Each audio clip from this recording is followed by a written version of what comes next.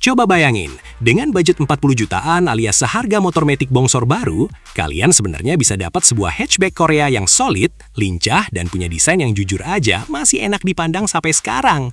Tapi pertanyaannya, kenapa mobil ini seolah tenggelam dan mulai ditinggalkan di bursa mobil bekas Indonesia? Kita bicara soal Hyundai Getz, sebuah pelopor compact hatchback yang dulu sempat jadi idola anak muda sebelum duo raksasa Jepang menyerang. Namun kini seringkali cuma jadi penghuni pojok bursa mobil bekas karena stigma mobil Korea itu rewel atau ketakutan berlebih soal ketersediaan spare part yang sebenarnya kalau kita ulik lebih dalam, mobil ini punya build quality yang lebih padat dan kenyamanan suspensi yang berani diadu sama rival sebayanya. Jadi, apakah Getz ini memang sebuah hidden gem yang terabaikan karena selera pasar yang terlalu main aman? Ataukah biaya perawatannya memang seseram yang dibayangkan orang-orang sampai harganya harus terjun bebas di angka 40 jutaan? Mari kita bedah bareng-bareng secara santai tapi tetap teknis di video kali ini.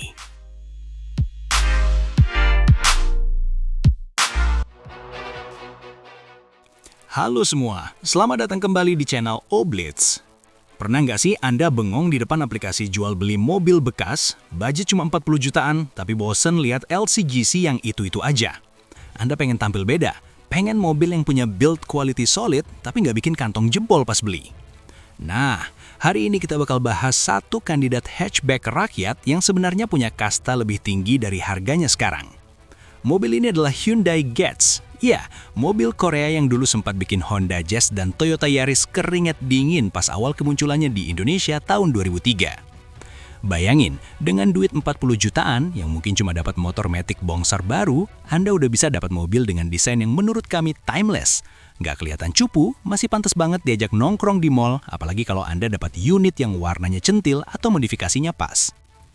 Ngomongin soal eksterior, Getz ini punya aura Eropa yang kental banget.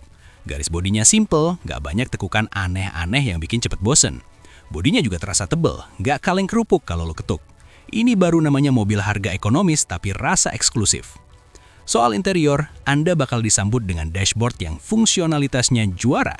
Meskipun materialnya masih banyak plastik, tapi fit and finish-nya jempolan. Nggak ada tuh suara kriat-kriat khas mobil murah kalau lagi lewat jalanan gelombang. Solid banget. Salah satu keunggulan utamanya adalah driving position. Duduk di Getz itu enak banget, pandangan luas ke depan dan meskipun mobilnya mungil, legroom di belakang itu ternyata nggak sesempit yang Anda bayangin. Buat bawa teman atau keluarga kecil sih masih sangat manusiawi.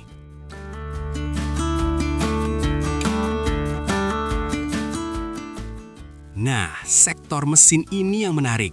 Untuk versi awal 1.3 liter SOHC-nya, mesinnya itu tipe yang nurut. Dia nggak minta macam-macam. Biarpun teknologinya bukan yang paling canggih, tapi justru itu kuncinya. Perawatannya gampang banget dan spare partnya masih banyak bertebaran. Bicara soal suspensi, Hyundai Getz punya karakter yang cenderung empuk tapi nggak limbung-limbung amat. Kalau Anda bawa di kemacetan Jakarta atau kota besar lainnya, mobil ini lincah banget buat slap-slip.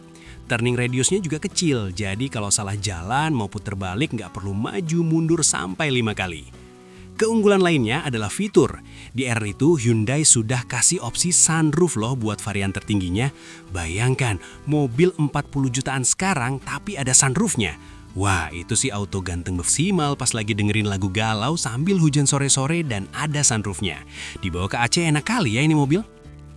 Selain itu, Getz juga punya komunitas yang solid banget di Indonesia. Jadi kalau Anda beli mobil ini, Anda nggak bakal sendirian.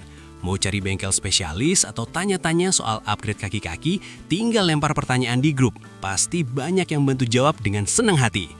Tapi ya namanya mobil tua, apalagi harga 40 jutaan. Kita harus realistis, gak ada yang sempurna di dunia ini. Apalagi mobil bekas yang umurnya sudah kepala dua. Ada beberapa penyakit yang harus Anda siapin mental dan dompetnya.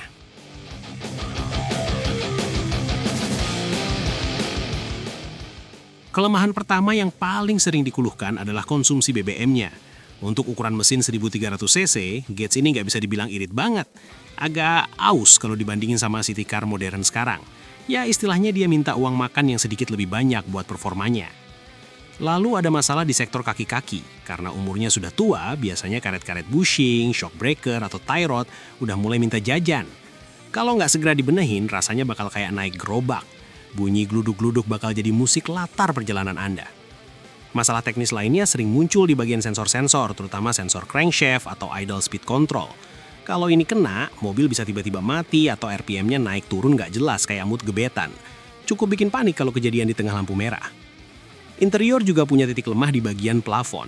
Sering banget plafon Hyundai Getz itu mulai turun atau hamil karena lemnya sudah nggak kuat menahan panasnya iklim tropis Indonesia. Jadi siap-siap aja ngerasa kayak ada tenda di atas kepala kalau dapat unit yang kurang terawat.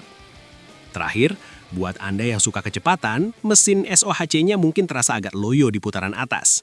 Kalau Anda mau balapan di tol sama mobil-mobil baru, mending urungkan niat deh.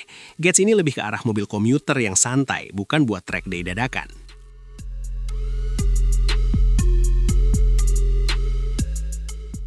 Lalu solusinya gimana biar tetap enak dipakai harian? Pertama, jangan pelit soal servis rutin. Begitu beli, langsung kuras semua cairan. Oli mesin, oli transmisi, sampai air radiator. Pastikan sistem pendinginan mesin sehat walafiat, karena mobil Korea paling anti sama yang namanya overheat.